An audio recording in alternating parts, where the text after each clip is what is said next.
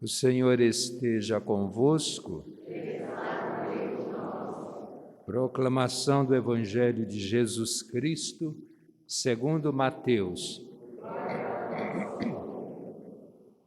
Naquele tempo, alguns mestres da lei e fariseus disseram a Jesus: Mestre, queremos ver um sinal realizado por ti.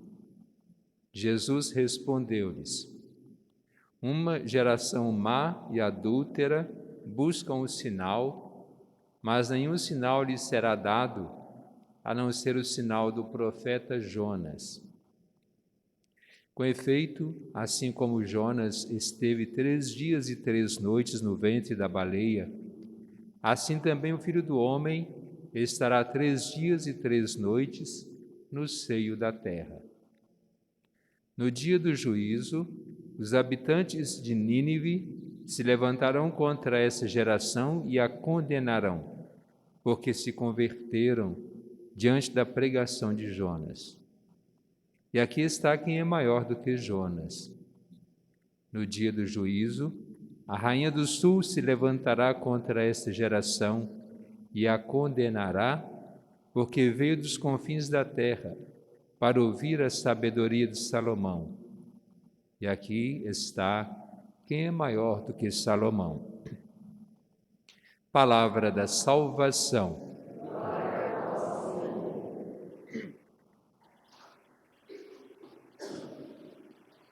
Podemos perceber a sequência da liturgia da palavra, na primeira leitura, naquela saída do povo da escravidão do Egito. Quando esse povo passou pelas dificuldades na escravidão, e Deus usou de Moisés para a libertação desse povo. E certamente ele teve as dificuldades porque ele também antes foi perseguido por algo que ele fez e não era aprovado. Certamente nós também, olha aos nossos olhos, né? Porque ele matou um egípcio que maltratava um israelita. Mas Deus usou exatamente Moisés para ir ao faraó, e depois de tanta insistência, ele conseguiu, tanto aquelas pragas que Deus enviou contra o Egito e contra o faraó, nós chamamos as 10 pragas, culminando na morte do primogênito de todos os egípcios, incluindo os animais e também o faraó. E aí machucou o coração do faraó e deixou esse povo partir. E a partida desse povo fez com que o Egito se esvaziasse. E aí perdeu a mão de obra, porque há bem tempo era o povo de Israel que estava mantendo com a mão de obra todo o Egito. Com isso, ele mandou o exército atrás para resgatar o povo, tendo se arrependido da libertação desse povo.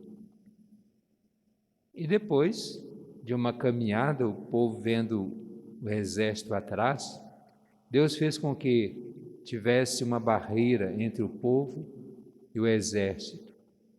De dia, uma nuvem de fumaça, e de noite, um grande fogo que não deixava o exército se aproximar. Depois chega diante do Mar Vermelho. Como que vai? O povo ficou encurralado, mas Deus mandou que Moisés levantasse o bastão e as águas se separaram. Certamente a água estava ali, escorreu, e a outra fez com que escorreu, fizeram 2 barreiras, dois espaços em que foi separado pela terra firme e seca, em que o povo passou, todo o povo, com seus animais, seus carros. E quando acabou o último de passar, o exército do faraó já estava também nessa terra firme, em que as águas se separaram, e Moisés levantou novamente a vara, seu bastão, e as águas continuaram o seu curso, matando todos os cavalos, os cavaleiros, os carros emperraram suas rodas e foi todo destruído. E essa passagem pelo Mar Vermelho vem selar a libertação, em que o povo agora já não tem mais como voltar. Essa passagem foi marcada e é marcada até hoje, porque a passagem, que é a libertação, a passagem da escravidão para um tempo livre, que o povo deu o nome de Páscoa. E essa Páscoa, então, primeira, ela veio sendo renovada com a Páscoa que Jesus teve saindo da morte para a vida. Como nós celebramos o ponto alto da nossa vida no ano litúrgico, a Páscoa, então essa passagem tem um significado muito grande na nossa história da salvação, da nossa fé. Então, Moisés, que libertou esse povo, passou pelo Mar Vermelho, libertando e ali afogando todos os seres vivos do exército. Isso faz com que Moisés se considere uma figura de Jesus, uma imagem de Jesus, aquele que liberta, o libertador, o salvador.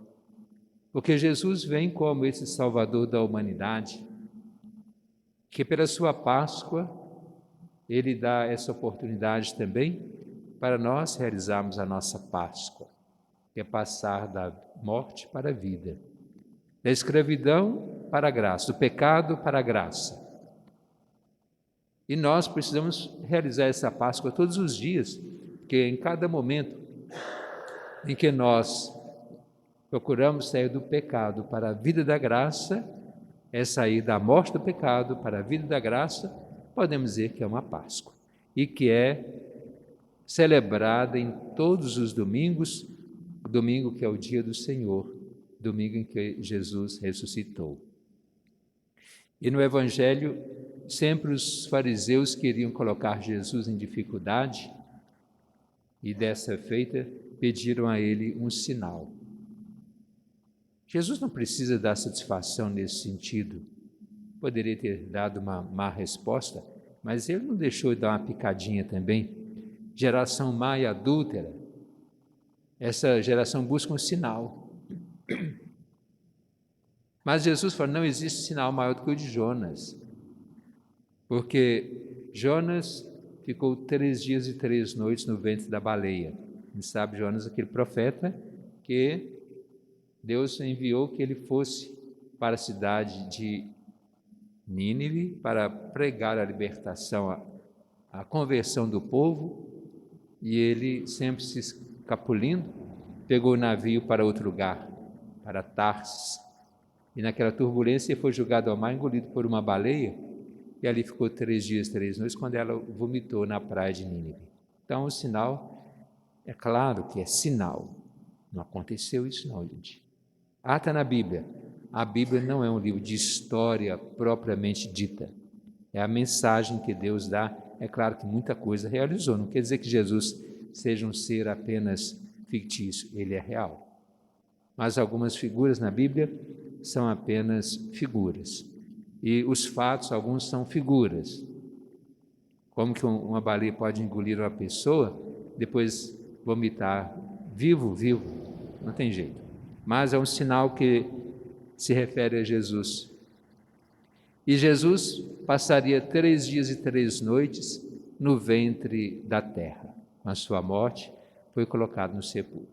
E aí ele vem se referindo à rainha do sul, a Jonas, que pregou a conversão de Nínive, e falou assim, se essa geração vier aí, ela vai condenar essa geração de hoje, porque eles ouviram a pregação da rainha, de Jonas e de outros e se converteram. E quem ouviu a pregação do próprio Jesus não estava se convertendo. Jesus continua falando para nós hoje.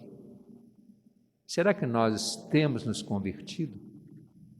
Ou apenas a gente fala assim, não, eu já rezo muito, eu sou de missa e comunhão frequente, mas será que eu tenho melhorado ou já estabilizei?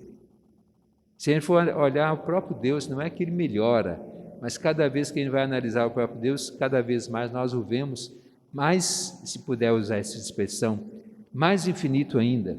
Claro, o infinito já não tem fim. Por que nós, que não somos perfeitos, não somos tão santos, puros, justos como Deus, nós não podemos buscar a nossa conversão? Pode ser que Jesus chegue aqui hoje, como Jonas, como Rainha do Sul e outros, e vai nos analisar, e nós podemos ser condenados. Então, como que é o meu relacionamento com os outros? Com o pai, com a mãe, com o filho, com o irmão? Será que eu tenho sido justo no meu trabalho, no comércio, na escola, no lazer? Eu tenho praticado bem? Isso eu não tenho feito, por que não? Não posso melhorar? Eu sou assim, não consigo mudar, ou ninguém me muda.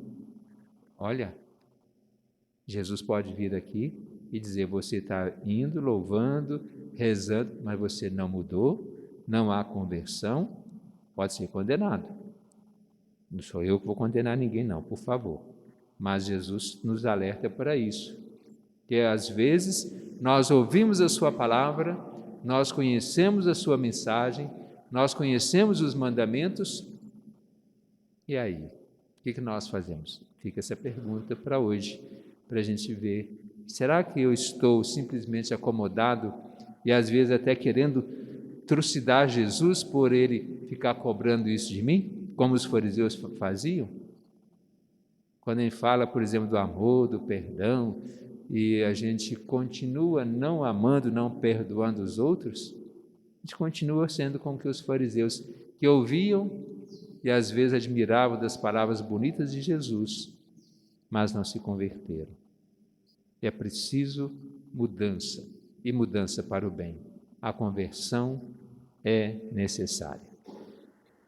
Vamos agora fazer a nossa prece, pedindo a Deus que nos ajude a viver cada vez mais nessa busca da nossa conversão.